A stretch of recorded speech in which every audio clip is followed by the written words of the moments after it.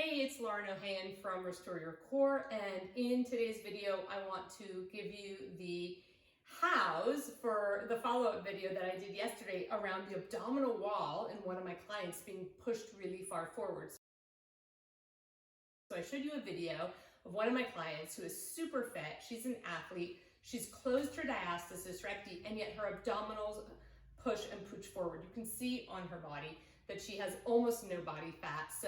And dieting is not a part of this and what is going on. And in the video, I talked about how her abdominals are essentially being strapped very tightly. It's like this tight canister being strapped between the tight obliques from the sides, the rigid and immobile spine from the back, the rigid and immobile ribcage from above, and then the tight and rigid immobile pelvis from below. So the abdominal wall is really being strapped between these four areas, and everyone was like, oh my gosh, that's me, what do I do about it? So in this video, I am showing you what to do about it. I am going to say that if you want the top 5 exercises to make your abdominals flat again, you're watching the wrong video.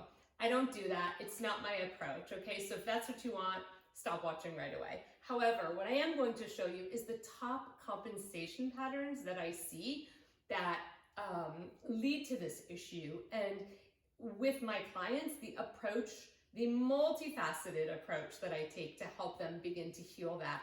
As many of you know, I could care less if somebody has a flat belly or not. However, when we see this really tight tension pattern, we are looking to address it because it's a lot of tension in the body, and for the obvious reasons, it's causing her a lot of this discomfort and dysfunction. So I'm going to talk about the different areas that we look at. The first area that I am looking at is her hips and her pelvis. And a lot of you wrote in to say, yes, my hips are so tight. Yes, I am stuck in this anterior pelvic tilt. Or yes, my hips barely move. And the way that I see this show up for a lot of my clients is that exactly that. There is very, very little mobility in the pelvis, and the pelvis cannot tuck and untuck. There's this forward pulling down. And so while I'm not going to necessarily show you exercises to resolve that, because I have an entire programs built about this, what I want to show you is the common places where you could be cheating in your current exercise. I think that's going to be a lot more valuable for you.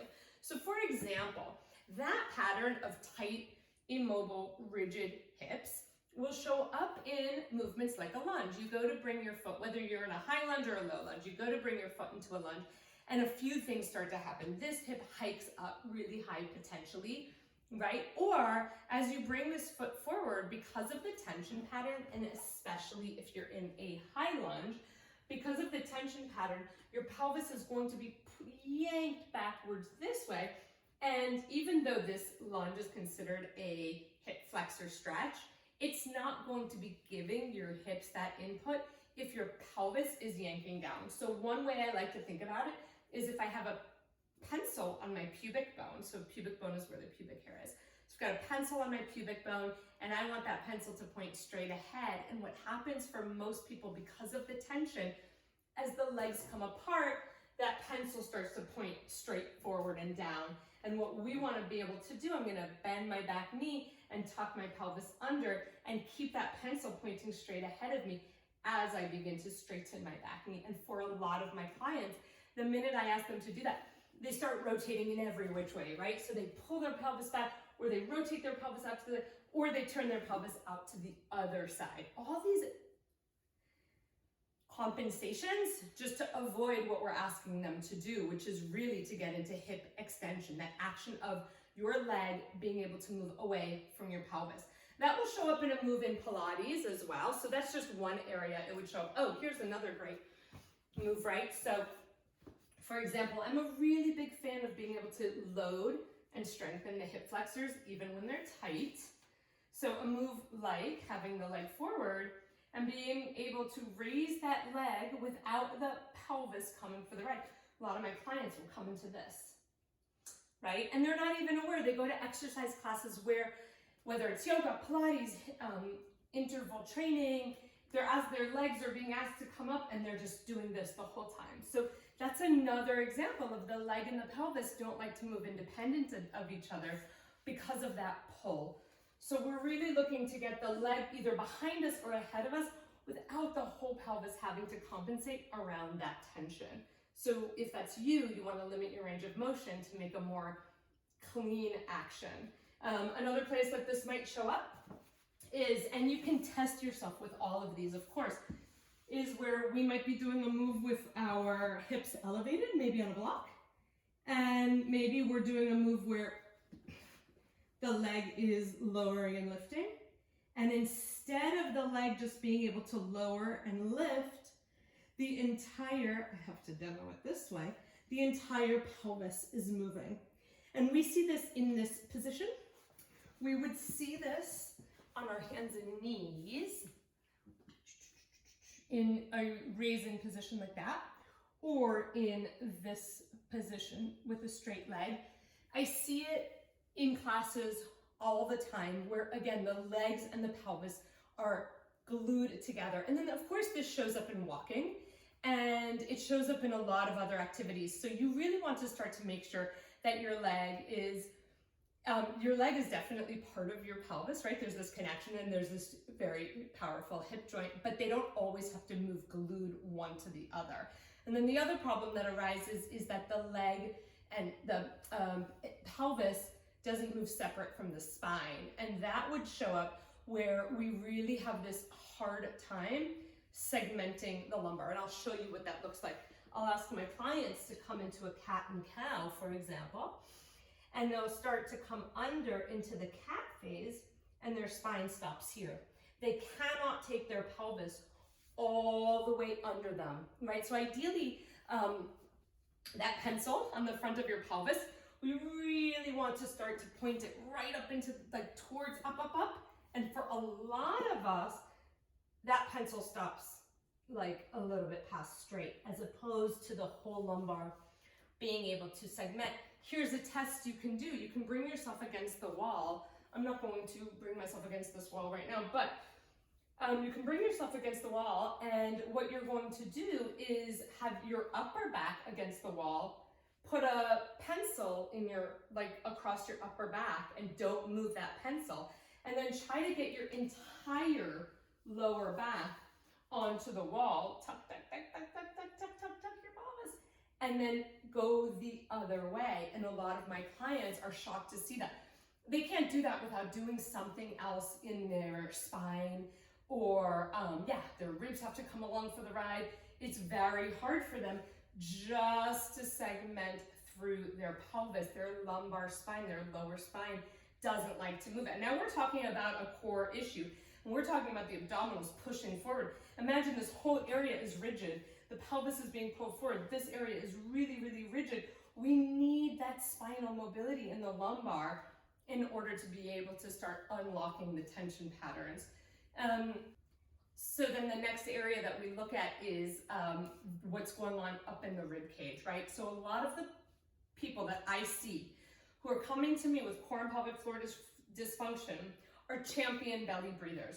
When I ask them to try to take a breath into their ribs, and this is better demonstrated sitting, so if you're gonna try this on yourself, sit down, and I ask my clients to breathe into their ribs, I see a lot of belly movement instead.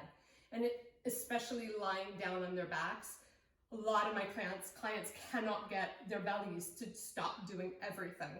So we really are looking for this 360-degree rib movement. And sometimes what I'll ask my clients to do this lying down or sitting, is to hold a strap. You can use a belt across their chest, and to breathe and open the strap with their ribs. Just that. And that's not how you should normally be breathing, but it's an assessment to see if you can do just that. And it's very interesting to see many of my clients can't find that pathway. They're like, their belly goes, everything goes but their ribs. So again, can they find the ribs opening into the strap? It's not how you should be breathing all the time. However, we do want this 360-degree rib, and then finally down into the belly just a little bit. That's kind of what we're looking for on the inhale, as opposed to this really big belly breath or a really forced rib breath. So, and then the other way that I'm assessing for upper body mobility and to make sure that the ribs are not pushing on the abs and creating all this downward pressure, is that I'm looking to see that my client can segment through their thoracic spine. So we just talked about the pelvis really being able to move, but a lot of my clients can't move their upper spine either. So the test or the assessment that I will ask them is to come onto their hands and knees, tie a strap around their ribs, and I want it right in their ribs. So bra strap area, to come there and to have the strap be pulling tight. Make sure the lower spine is not tucked under, just a neutral in the lower. And where they feel the strap, can they arch their back away from it? And what a lot of my clients do instead is they bend their elbows, or they do it in their neck. So they collapse into their ribs. That's not thoracic mobility. So for cat and cow, for example, if I don't have this, but cat and cow, for the cow phase, there should be no collapsing whatsoever. You shouldn't collapse down here or drop your ribs down.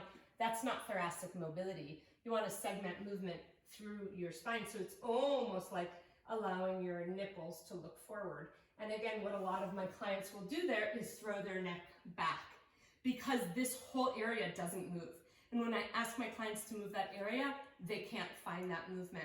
So the final thing, the final area that we are looking at is this oblique dominance that I talked about. And again, a lot of my clients, when they engage their core musculature, they have no idea how to disengage their obliques. They have no idea how to find their lower abdominals. All of their core engagement is coming from tightening up through their rib cage. And so the simple test that I'll ask my clients to do is I'll put a strap around their ribs. You see how much I love the strap? Around their lower ribs. And I'll ask them to take an inhale, again, not a belly inhale, a 360 inhale, a little bit of movement in the ribs, a little bit of movement in the belly. And as they exhale, to see if they can now pull their ribs together into the strap, pull their ribs together as they exhale, and feel how that tightens up their core. That's the oblique dominance. It's one pattern. It's not the pattern we want here. So then I'll ask them, can you inhale? And now keep the ribs wide, and exhale, pull the lower abdominals in without the ribs coming in. That is not how you would be engaging your core all the time. It's a test.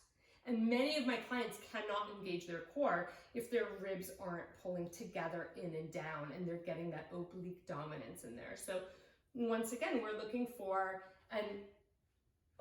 to connect to the deep lower abdominals, as opposed to relying on these upper abdominals to squeeze everything together and tight. So those are the primary areas that I'm looking at. The other thing I'm looking at is, what are you doing for your workout? If you have this pattern and you're doing a really fast, quick workout, there's nothing wrong with that per se, but it's really hard to stay mindful during a fast, quick workout. And it's very easy to fall into these patterns where everything moves as one big clump, and there's not a lot of differentiation. And when you're working, trying to resolve a pattern in your body, my recommendation is that you always find movement protocols or workouts that allow you to work in a slower, more intelligent way, just so you can articulate those parts of your body and teach them how to move segmentally, or teach your body to move intelligently, so that you can then go back into those other workouts and begin to work out in maybe a faster way. But you can't do that while you're still trying to undo patterns. So those are the areas you're looking at. You're looking to see if your legs move independent from your pelvis. You're looking to see if your pelvis moves independent from your spine. Can you segment and tuck and untuck? You're looking to see if your rib cage can mobilize. You're looking to see if your breathing is a really big belly breath. And then you're looking to see if you have this recruitment pattern where every time you engage your core, again, it's this like really strong upper engagement, and there's not a lot happening from below. That is it. Let me know what kind of questions you have.